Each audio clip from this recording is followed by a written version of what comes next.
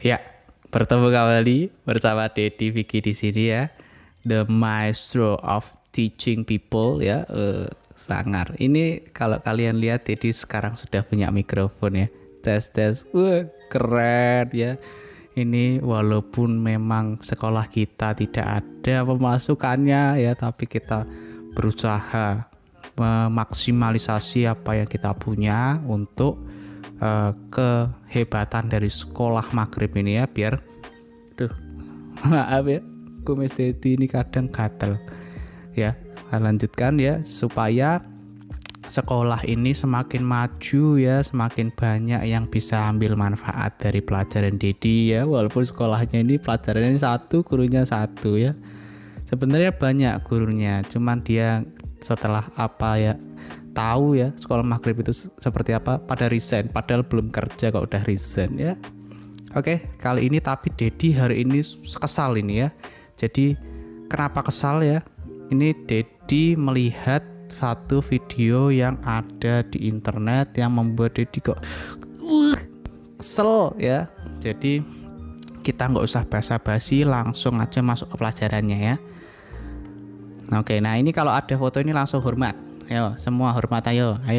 Nggak usah hormat Nazi, hormat gini aja ini, nggak usah gini ya. Gini aja ya, kita di Indonesia bukan di Jerman ya. Langsung aja. Nah ini Dedi di pelajaran kali ini hanya cuman minta satu. Biasanya ada beberapa ya, tapi cuman minta satu aja. Yaitu mohon dengan sangat ya diperhatikan pelajaran yang akan Dedi sampaikan ya, karena ini penting, ini ilmu dasar manusia untuk hidup ya. Jadi tolong diperhatikan dengan sungguh-sungguh. Oke. Nah ini visi misi langsung kita skip ya, kalau kalian mau dengar apa visi misinya ini di yang kemarin, pelajaran kemarin ya. Nah ini dia. Inilah video yang membuat Dedi kesel ya. Jadi itu sebelum kita play ya, ini Dedi kok masih nggak masuk, kenalan Dedi ini nggak masuk ya. Dari sudah majunya perkembangan teknologi ya, sudah majunya pola pikir manusia di muka bumi ini, bahkan Elon Musk sudah membuat roket ya untuk kita nanti pindah ke Mars ya. Itu teknologi sudah sampai situ, tapi masih ada orang yang seperti ini nih ya. Makanya kita lihat ini.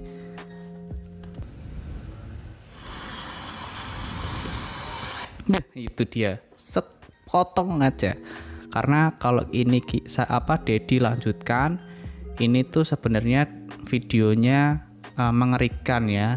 Jadi Dedi ceritakan saja videonya seperti apa. Jadi video ini itu ceritanya ada sekelompok pemuda yang berdiri di tengah jalan, dan pada saat yang sama ada truk yang melewati dan melintas di jalan itu, sehingga pemuda ini tertabrak truk gitu ya, yang berakibat satu orang tewas dan satu orang lagi luka-luka ya.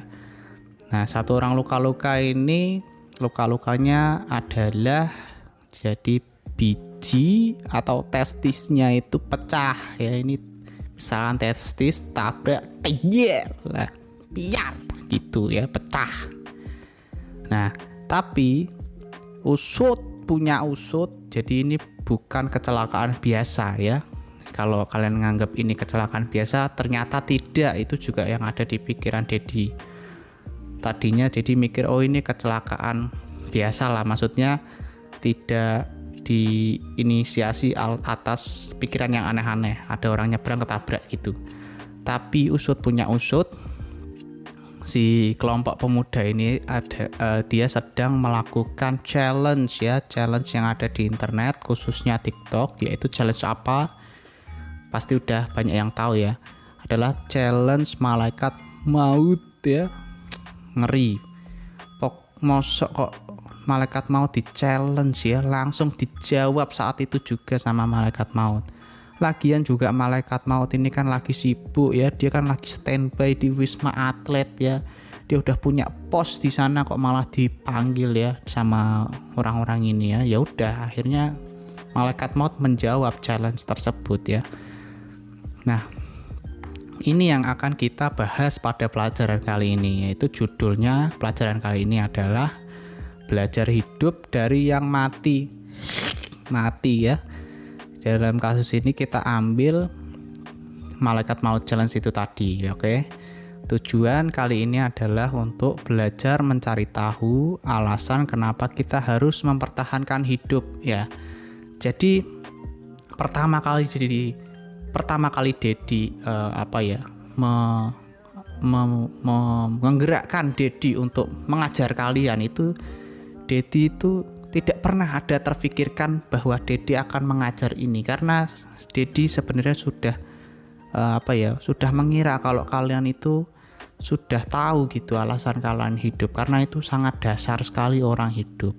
Ternyata masih ada sekelompok pemuda, sekelompok orang lah ya kita sebutnya, sekelompok orang yang masih nggak tahu caranya mempertahankan hidup itu seperti apa, sehingga dia membuat challenge malaikat maut itu tadi ya. Nah, kita lanjutkan. Nah, ini sebelum kita membahas tujuan tadi, kita mencari tahu tujuan pembelajaran ini, kita belajar sedikit mengenai mind mapping. Karena kan kita masih bingung ini semua. Sebenarnya Dedi itu respon pertama kali setelah melihat ini bukan kesel, bukan marah, tapi bingung ya. Makanya di sini kita akan cari tahu kenapa kok ada ya orang yang melakukan malaikat maut challenge gitu ya. Oke, kita caranya mind mapping gini. Jadi pertanyaan yang ada di pikiran kita itu nanti akan dicabang-cabang berdasarkan asumsi yang kita bisa pikirkan gitu ya, alasan kenapa ada malaikat maut challenge tersebut. Oke, alasan pertama adalah ingin menjadi terkenal di TikTok ya. Ini jelas karena memang dari beritanya sendiri ini didasari atas membuat konten ya, konten malaikat maut challenge ini untuk diupload di TikTok gitu ya.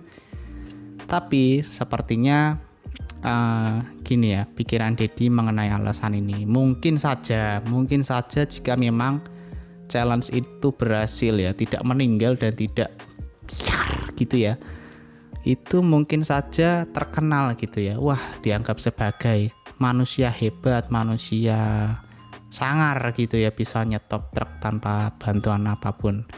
Tapi percuma ya, percuma kalian terkenal, tapi kalau ini testis ini 2 pure ya, gak ada nafsu birahi lagi ya, percuma gitu, buat apa terkenal ya. Makanya ini kita silang ya, kita hapus karena ini nggak masuk akal nih menurut Dedi ya. Kita silang. Alasan selanjutnya adalah buat seru-seruan. Nah, ini alasan ini juga sebenarnya nggak masuk akal, tapi dipikirkan kembali, oh kita juga harus mencari alasan yang tidak masuk akal dari perbuatan yang tidak masuk akal juga gitu ya, yaitu buat seru-seruan. Tapi menurut Dedi ini tidak didasari atas inisiatif dari si korbannya, karena nggak mungkin ada orang yang mau untuk menyetop truk ya dengan tidak ada bantuan apapun gitu ya, bantuan keselamatan. Pasti ada satu orang yang ibaratnya dia memprovokasi gitu ya, ayo kita membuat malaikat maut challenge. Nah, tapi juga Dedi yakin si korban ini pasti menolak ya, karena resikonya terlalu besar. Itu pastilah, kalau misalkan dia normal loh ya, itu pasti ditolak. Gila kamu, masa aku suruh nyetop truk di jalanan gitu ya. Nah, makanya si provokator ini Dedi pikir dia adalah orang yang pintar ngomong gitu ya, dia persuasif ya, dia pintar ngajak gitulah, dia pintar merayu. Nah, menurut Dedi juga ini merayunya itu dengan cara yang sama-sama tidak masuk akal gitu, yang kayak buat seru-seruan aja, buat lucu-lucuan aja. Contohnya misalkan, ayo kita membuat malaikat maut challenge. Wah, enggak, gila kamu, enggak apa-apa, itu kan paling cuma bijimu pecah aja nanti gitu. Hahaha, semua ketawa dan akhirnya yes, gitu ya.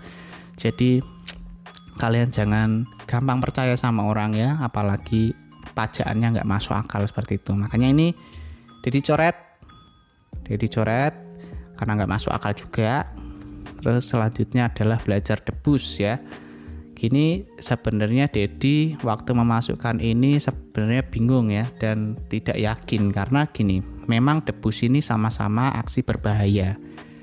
Malaikat maut aksi berbahaya dan debus aksi berbahaya sama gitu ya. Tapi debus sendiri ini adalah kegiatan sekelompok orang yang memang dia aksinya berbahaya, nusuk-nusuk jarum gitu, nusuk-nusuk misalkan pisau ke perut atau nusuk kawat ke mulut atau dan sebagainya, itu kalian tahu pasti ya.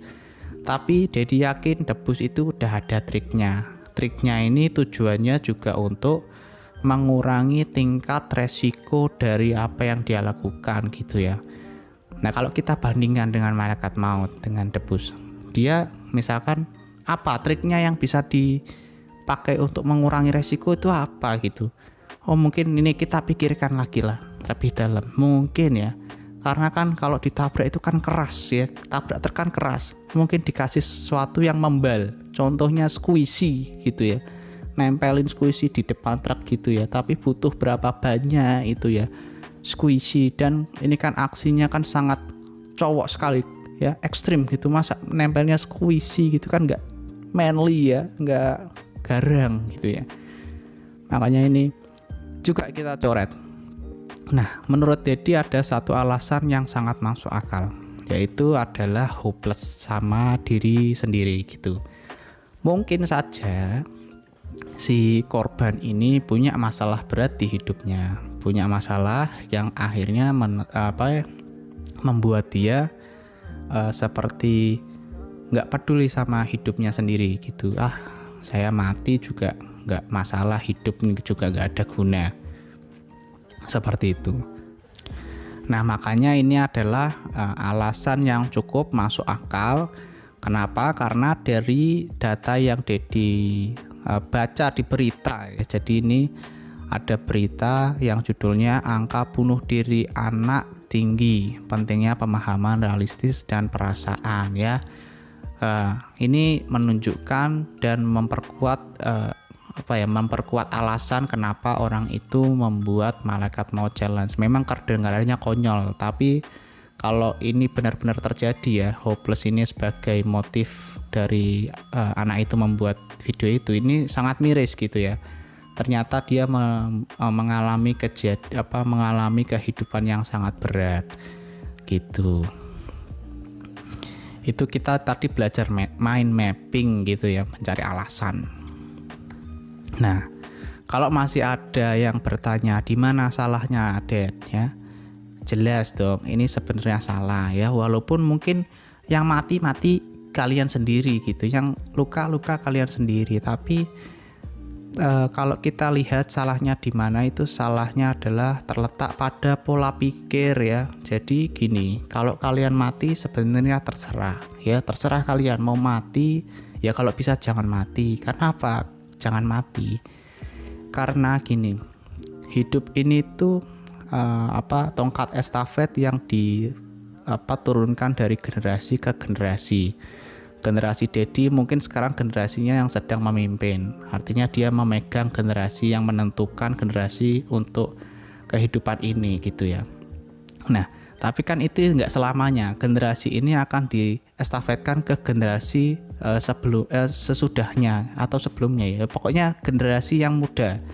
Yaitu siapa ya? Kalian itu gitu. Kalau kalian punya pikiran yang sudah pesimis seperti itu, ya kami juga pesimis gitu. Apakah kehidupan yang nanti akan terjadi itu akan lebih baik lagi? Makanya kalian suka tidak suka itu punya tanggung jawab untuk meneruskan generasi yang kedepannya gitu ya.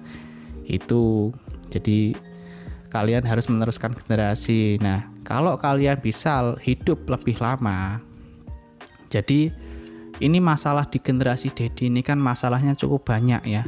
Ini contohnya kayak orang ini yang makan di tengah banjir gitu ya, basah dong ya. Terus sebelahnya itu kelaparan ya, susah makan ya. Yang bawah itu dia untuk sekolah itu harus melewati jembatan yang rusak. Ini beberapa contoh yang masalah yang terjadi pada generasi Dedi, yang Dedi juga lihat ini masalah yang terjadi pada generasi yang sebelumnya juga gitu loh. Artinya ini masalah yang terus berulang dari generasi ke generasi.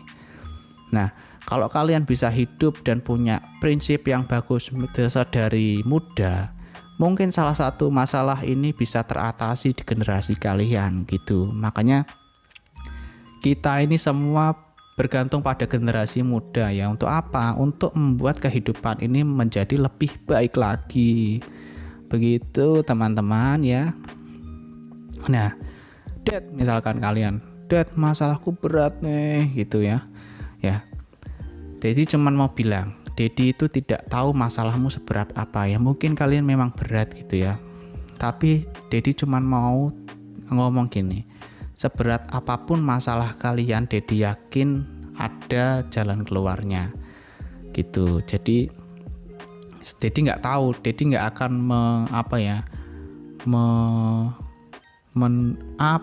intinya Dedi nggak bisa menenangkan kalian itu, karena Dedi nggak tahu seberat apa masalah kalian gitu. Jadi Dedi cuma bisa bilang pasti ada jalan keluarnya. Apa buktinya ya? Kalau kalian masih tanya apa buktinya, jadi kalau kalian nanya bukti, Dedi pernah melihat satu video di YouTube. Ada satu orang pemuda gitu ya, yang dulunya pernah muda, artinya dia terlilit hutang gitu, terlilit hutang bermiliar-miliar, yang dimana dia juga nggak punya background keluarga yang kaya. Pertanyaannya gimana cara bayarnya? Nah, kalau dia adalah orang yang pesimis, dia pasti sudah terfikirkan untuk bunuh diri, tapi dia masih tetap jalan di jalan hidupnya gitu, tidak menyerah dan keluar gitu. Makanya dia sampai sekarang hidup dan malah lebih bermanfaat gitu dari sebelumnya gitu. Itu manfaat ketika kalian bisa bertahan pada situasi yang berat gitu. Pasti ada jalan keluarnya. Itu saja yang pengen Dedi omongkan ya. Gitu. Nah, terus tanya lagi, kalau kalian nanya lagi, Dad, terus aku harus ngapain? Ya ngapain aja, terserah gitu. Yang penting kalian nggak mati, kalian nggak merugikan orang lain, itu aja. Yang penting itu kalian tidak merugikan orang lain dan jangan sampai mati gitu loh. Kalian boleh kok melakukan hal-hal yang ekstrim gitu ya, kalau misalkan kalian mau gitu. Ada beberapa hal-hal yang bisa kalian lakukan kalau kalian mau melakukan tindakan ekstrim. Misalkan apa? Misalkan loncat dari pesawat itu pakai terjun payung gitu, atau hal-hal kayak misalkan main motocross, itu kan juga berbahaya, tapi itu kan ada alat yang bisa membuat kalian lebih aman gitu ya, nggak kayak malaikat mau challenge itu yang tidak ada pengamannya sama sekali gitu. Itu ya. Nah, ini terakhir, ini Dedi harapkan setelah ini tidak ada challenge malaikat maut lagi. Tidak ada orang yang berpikiran seperti itu lagi. Tidak ada orang yang berpikiran ya saya mati nggak apa-apa. Jangan. Kalian tadi Dedi sudah bilang, kalian itu akan meneruskan generasi Dedi yang sekarang. Makanya kalian harus menjadi manusia yang berharga, yang punya nilai, yang punya value ya. Gini, kalau misalkan boleh saja kalian ngomong, Dad, aku mau mati nggak peduli saya gitu. Ya silahkan gitu. Kalau kalian mau mati ya, Dedi itu bukan urusan Dedi. Tapi gini, kalian harus tahu bahwa manusia itu meninggalkan nama gitu. Kalau Dedi sendiri, kepinginan Dedi pengen mati kalau sudah menemukan nama baik Dedi. Simpelnya gini aja ya teman-teman ya. Kalau manusia mati itu meninggalkan nama, itu garis bawahi ya.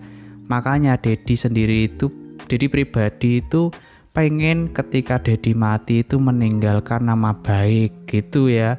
Jadi Dedi harap juga kalian bisa punya prinsip seperti Dedi. Itu bukan prinsip yang bisa dibilang meniru, enggak. Itu memang prinsip yang paling baik untuk hidup gitu ya. Biar kita punya rasa ingin bermanfaat untuk orang lain ya. Jadi kita punya value. Itu saja pelajaran kali ini. Semoga tidak ada kontroversi, karena ini masa ada orang yang mau membela malaikat maut challenge gitu ya, nggak ada. Saya pikir harusnya hal-hal bodoh seperti ini tidak ada yang mendukung, harusnya ya, tapi nggak tahu. Tapi boleh kalian misalkan mau menyanggah atau menyetujui pendapat Dedi atau pelajaran Dedi yang tadi saya sampaikan, monggo ditulis di kolom komentar ya. Jangan lupa juga di subscribe ya. Itu yang merah-merah itu apa namanya? Subscribe kan namanya kan. Yaudah itu aja. Didi pamit ya. Selamat maghrib teman-teman. Bye.